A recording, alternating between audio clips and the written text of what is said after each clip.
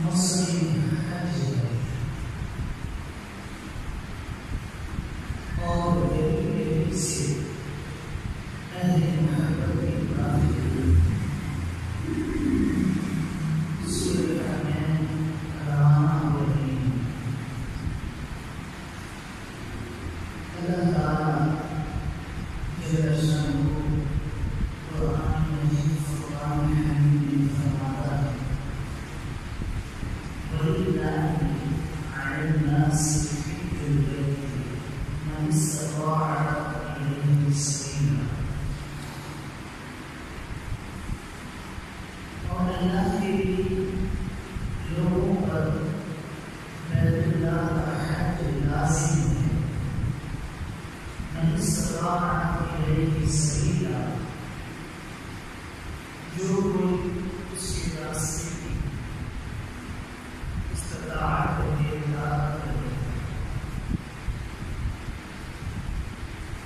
حج لغت میں قصد کو کہتے ہیں، ارادے کو کہتے ہیں، اور اصطلاح شریعت میں حج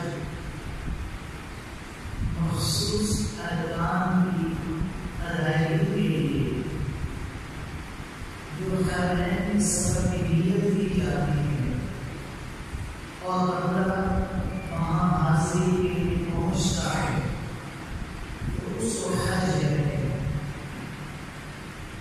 رسول نبی اکرم شفیع معظم رسول مقدس محمد صلی اللہ علیہ وسلم نے ارشاد فرمایا کہ جب کوئی بندہ حج کرتا ہے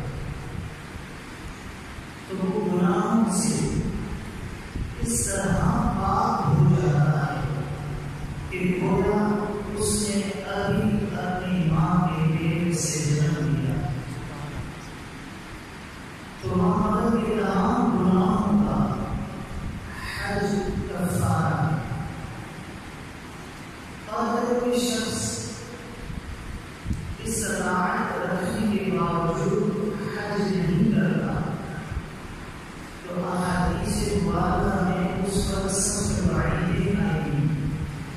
حضور علیہ السلام نے ایک فرمان کہ اگر کوئی شخص استطاعت رکھنے کے باوجود حج نہیں کرتا، فرمایا پھر وہ یہودی مرے یا عیسائی مرے، ہمیں اس سے کوئی غرض نہیں۔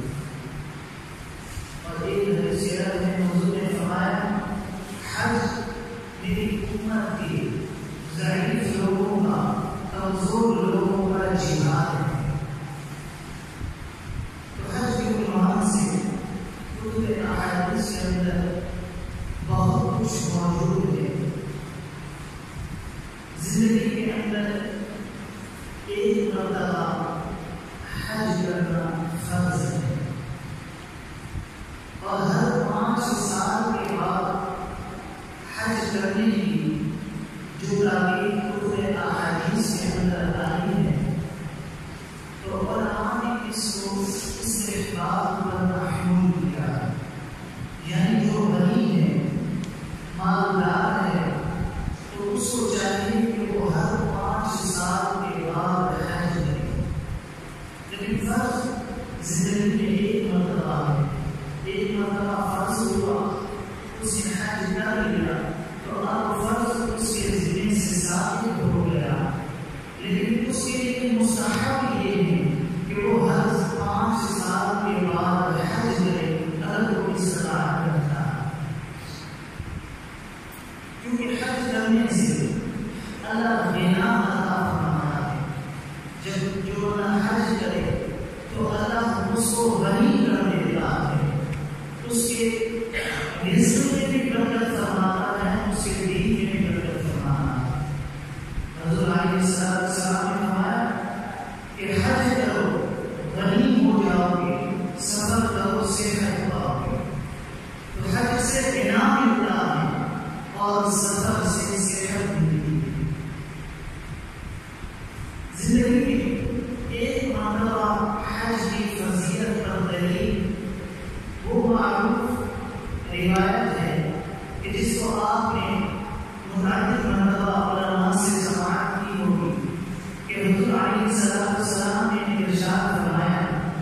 لوگ حج کے لیے آیا کرو۔ تو ایک شخص نے عرض کی حضور کیا ہر سال حج کے لیے آیا کریں؟ تو آقا کریم علیہ السلام خاموش رہے، کوئی جواب نہیں دیا۔ اس نے پھر عرض کی کیا حضور حج کرنے کے لیے ہر سال آنا ہے؟ ہر سال حج فرض ہے؟ تو آقا کریم علیہ السلام پھر خاموش رہے، اسے کوئی جواب مرحمت نہیں فرمایا۔ تو اس نے تیسری مرتبہ پھر یہی سوال کیا، تو آقا کریم علیہ السلام نے خاموشی اختیار کیے رکھی اور پھر وقفہ سکوت کو توڑتے ہوئے حضور علیہ السلام نے فرمایا کہ تم سے پچھلی امتیں اپنے نبیوں پر کثرت سوالات کرنے کی وجہ سے ہلاک کر دی گئی۔ فرمایا لو كنت نعم لوجدت، اگر میری زبان سے ہاں نکل جاتا تو تمہارے اوپر ہر سال بھی فرض ہوتا۔ اور سیدنا حضرت فرماتے ہیں وہ زبان جس کو سب ان کی اونچی کریں، وہ زبان کہ جس کو سب ان کی اونچی کریں، اس کی نافذ حکومت پہ راہ سلام۔ فرمایا کہ اگر میری زبان سے ہاں نکل جاتا تو تمہارے اوپر ہر سال فرض ہوگا۔ تو اس سے ہم دین کی سمجھ آ گئی کہ جو حضور فرما دیتے ہیں بس وہی دین ہوتا۔ اور قیامت کی فتنوں میں سے ایک فتنہ آج سے صدیوں قبل رسول علیہ السلام نے بیان فرمایا۔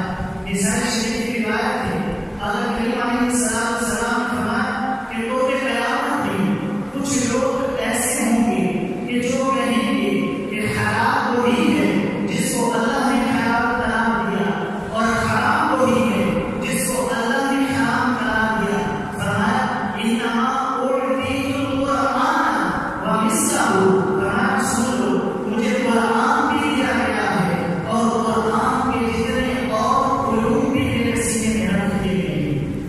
تو میں جس چیز کو حلال قرار دوں تو وہ ایسے ہی ہے کہ جس طرح اللہ نے حلال قرار دیا، اور جس چیز کو میں حرام قرار دوں وہ ایسے ہی ہے، اسی طرح ہے کہ جس طرح اللہ نے اس کو حرام قرار دیا۔ کیونکہ آقا کریم علیہ السلام اپنی مرضی سے کچھ نہیں بولتے ہیں۔ وَمَا يَنطِقُ عَنِ الْهَوَىٰ إِنْ هُوَ إِلَّا وَحْيٌ يُوحَىٰ، جو مالک کی مرضی ہوتی ہے وہی مصطفیٰ جان رحمت کی وحی ہوتی ہے۔ تو حضور جو فرما دیتے ہیں بس وہی دین ہوتا ہے۔ تو اس نے عرض کی کیا حضور ہر سال حج کے لیے آنا ہے؟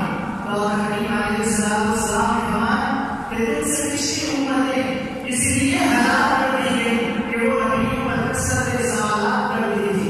فرمایا لو كنت نعم لوجدت، اگر میں ہاں کہہ دیتا تو تمہارے اوپر ہر سال فرض ہوگا۔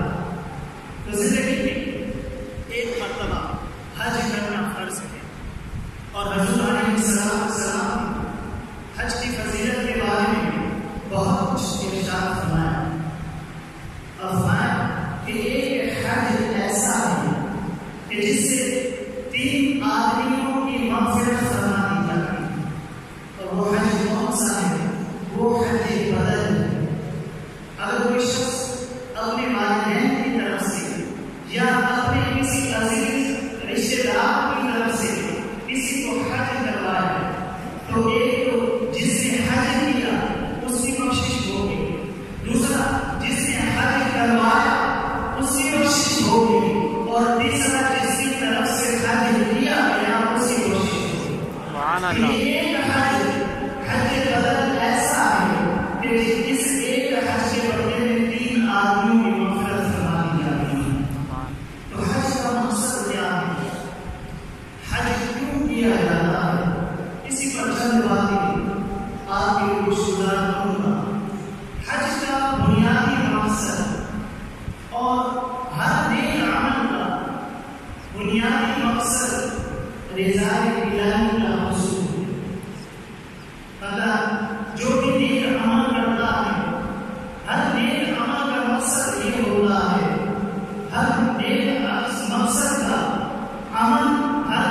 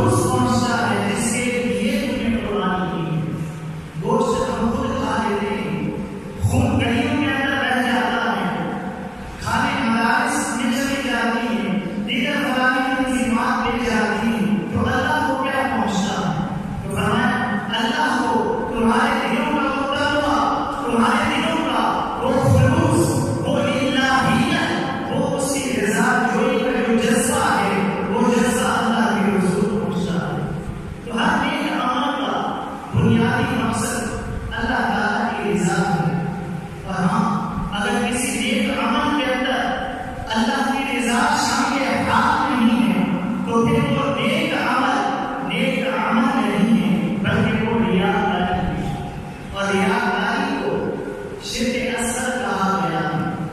باقی جتنی نیکیاں ہیں، جتنے بھی ہم اچھے کام کرتے ہیں، ان میں سے کسی کو شرک نہیں کہا گیا، لیکن ریاکاری کو شرک اصغر کہا گیا۔ کیوں؟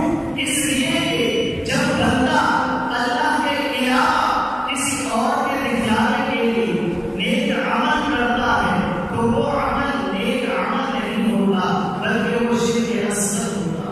اور اللہ تعالیٰ قیامت والے دن ارشاد فرمائے گا کہ جن کے لیے تم نے یہ نیک عمل کیے تھے، اب جا کر ان سے ان کا اجر لے لو۔ تو نے نیک عمل میرے لیے جو کیے نہیں تھے کہ جو میں اس کی جزا دوں، اب جن کے لیے تم نے کیے تھے ان سے جا کر ان کا اجر اور ان کی جزا لے لو۔ اب اس دن کون وہاں بھلا جزا دینے کی، اجر دینے کی صلاحیت رکھتا ہوگا؟ تو اس لیے ہم جو بھی نیک عمل کریں، ہمارا بنیادی فلسفہ اور بنیادی مقصد یہ ہونا چاہیے کہ ہم یہ نیک عمل اللہ کی رضا کے لیے کر رہے ہیں۔ اور انما الاعمال بالنیات، اس سے مراد بھی یہی ہے کہ اعمال کا دارالمدار حسن نیت پر ہے، خلوص پر ہے۔ تو حج کا بھی بنیادی مقصد باقی اعمال کی طرح اللہ تعالیٰ کی رضا کو حاصل کرنا۔ اور حج کا دوسرا مقصد یہ مسلمانوں کا عالمی اجتماع ہے۔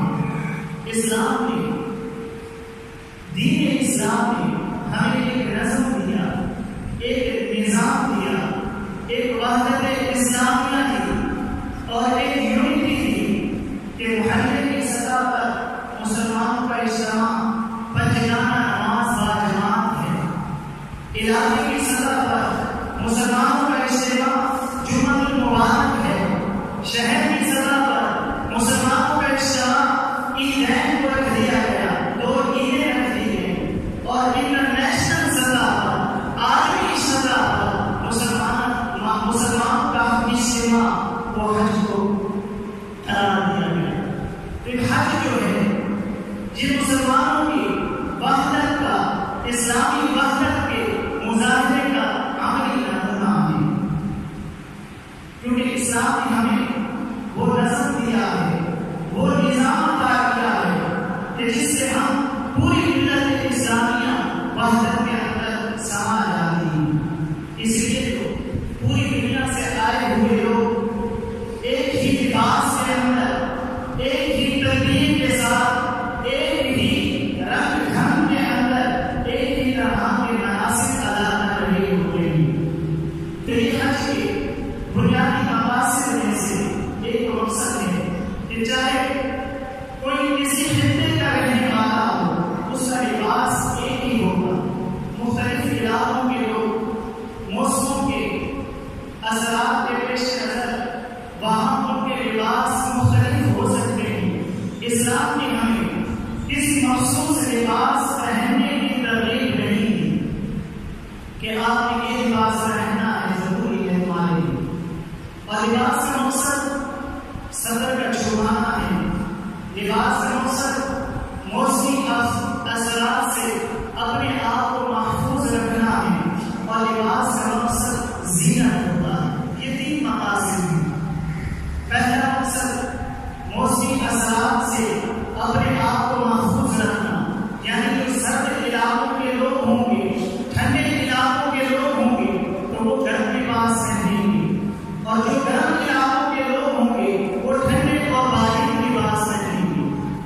تو لباس کا ایک مقصد موسمی اثرات سے اپنے آپ کو محفوظ رکھنا ہے، اور لباس کا دوسرا مقصد اپنی سطر کو چھپانا ہے۔ سطر مرد کی سطر ناف سے لے کر کے گھٹنوں تک ہے، اور عورت کی سطر سر سے لے کر پاؤں تک ہے، لیکن وہ مخصوص محارم کے سامنے اپنے چہرے کو، اپنے ہاتھوں کو اور اپنے پاؤں کو کھلا رکھ سکتی ہے۔ اور جو ہے اگر فطرے کا اندیشہ نہ ہو، یعنی وہ عمر کے ایسے حصے میں پہنچ چکی ہو تو وہ اپنے لیے آزاد چہرہ، ہاتھ اور پاؤں دوسرے لوگوں کے سامنے بھی کشادہ رکھ سکتی ہے۔ لیکن اگر فطرے کا اندیشہ ہو تو ہر عمر کے اندر، ہر موسم کے اندر سب سے لے کر پاؤں تک یہ اس کی سطح ہے تاکہ وہ اپنے آپ کو محفوظ رکھ سکے۔ اور اس لباس کا تیسرا مقصد جو ہے وہ زینت ہے۔ تو آپ ایسا لباس پہنیں کہ جو آپ کو بھلا لگے، جو آپ کو اچھا لگے اور دیکھنے والے کو خوشی ہو اور مسرت کا ذریعہ بنے، کیونکہ لباس یہ آپ کی ضرورت ہے اور ضرورت کے اوپر آپ زینت کر سکتے ہیں۔ آپ کڑھائی والا ڈلا پہن سکتے ہیں کیونکہ لباس آپ کی ضرورت ہے اور ضرورت کے اوپر آپ نے کڑھائی کروانی ہے تو یہ آپ کی زینت ہے۔ اور ہماری فقہ کا یہ مسلمہ قاعدہ ہے کہ ضرورت مع زینت جائز ہے۔ ضرورت کے ساتھ اگر زینت ہو تو وہ جائز ہوتی ہے۔ مثال کے طور پر یہ گھڑی ہماری ضرورت ہے، اب اس گھڑی کے ساتھ ایک خوبصورت سی چین بھی ہوگی تو وہ بھی جائز ہے، کیونکہ گھڑی ہماری ضرورت ہے اور ضرورت کے ساتھ زینت شامل ہے تو یہ جائز ہے۔ لیکن اگر کوئی آپ جو ہے وہ صرف لوہے کا کڑا پہن لے اور صرف لوہے کی چین پہن لے تو یہ جائز نہیں ہوگا، کیونکہ لوہے کا کڑا پہننا یہ آپ کی ضرورت نہیں ہے، اور اگر ضرورت کے ساتھ زینت شامل ہو تو وہ جائز ہے۔ تو مرد کے لیے صرف محض زینت کے لیے کچھ پہننا یہ جائز نہیں۔